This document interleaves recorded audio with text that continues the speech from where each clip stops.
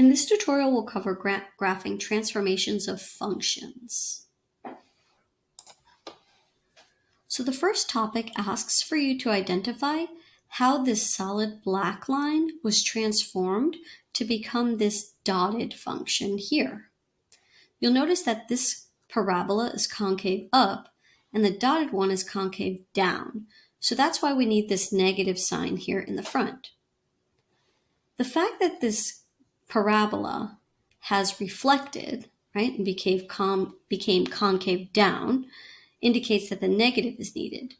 But the parentheses around the entire quantity and just around the x indicate whether you need a shift left or right, or whether you need a shift up or down. So these two options over here are right and left shifts. And these options over here are down and up shifts. So I can see that from the vertex, which used to be at the origin, it has shifted 1 unit to the right. So that means I need a -1 inside of the parentheses. So that would be this option right here. So the placement of this value, whether it's inside the quantity, inside the parentheses, or outside the parentheses, is what differs between left and right movements and up and down movements. Let's try another one. This is an absolute value graph. It has been reflected, right? Reflected over the x-axis requires a negative here in the front, which we have. And now I have to note whether the absolute value graph has shifted down, up, or left, right. So this is a shift to the right. So this is out and this is out. Because when you have a 5 outside of the parentheses, that's a shift up or down. When you have a 5 inside the parentheses, like these, that's a shift left or right. If it's a positive, it's to the left. If it's a negative, it's to the right. So this shifted to the right, so I'll choose this option. Let's try one more. Here's my parabola. It is not reflected. It is still concave up, so no negative signs are needed. And it looks like I have a multiple shift here. It looks like I shifted it up from the origin, and I shifted it right. So up 1, 2, 3, 4 units means I need a +4 outside of the parentheses. So this one are options. Now to look inside the parentheses. A shift that's minus is right and plus is left. Well, I have moved to the right. So I've moved right 4 units and up 4 units. That would be this option here. Minus is right and plus is up. One last time. My square root function here is still arching in the same direction, so it's not a reflection, but it is a shift to the right, 3, and down 2. Now to the right means you have to be under the grouping symbol, so this case it's a square root sign, and shifting to in the down direction means you are outside of the grouping symbol. So I'm going to shift 3 to the right, that's a -3, and 2 down, that's a -2. So a -3 inside and a -2 outside.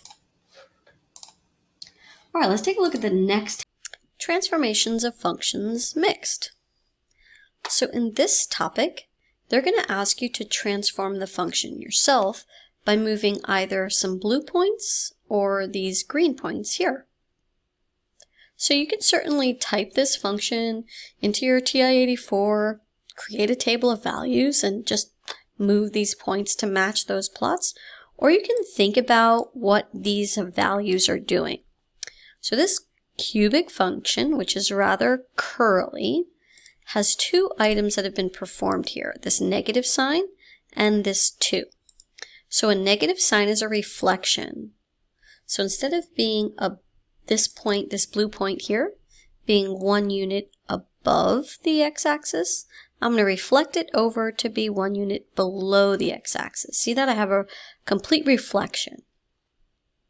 Now this value here, the 2, is a transformation that is a stretch or a narrowing of the graph. So I'm going to take this value here, I'm going to narrow it down a bit.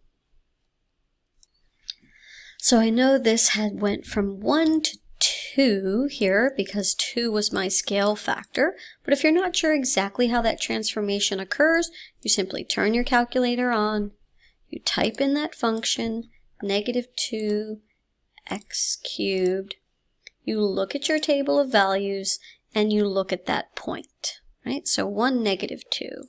So there it is at 1, -2. All right, let's take a look at a different type of function.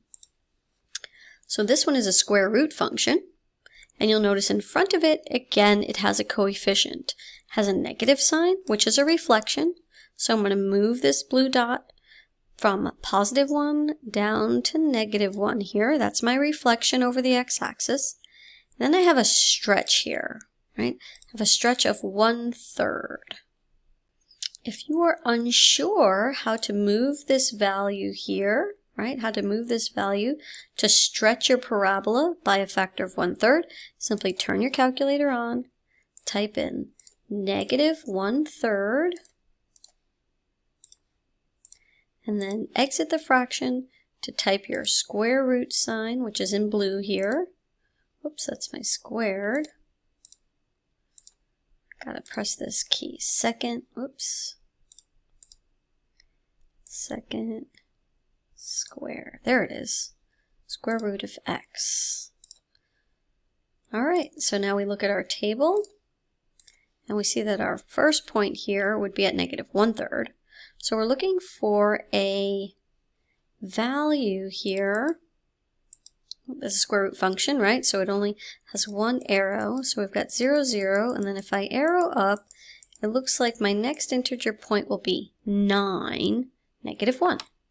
So I'm going to go over here, I'm going to take this point, I'm going to shift it all the way up to 9, -1. So I had my original square root function here. I reflected it, and then I use this coefficient here to compress it, which really means to smush it down, make it more flat. So let's submit that here. Awesome.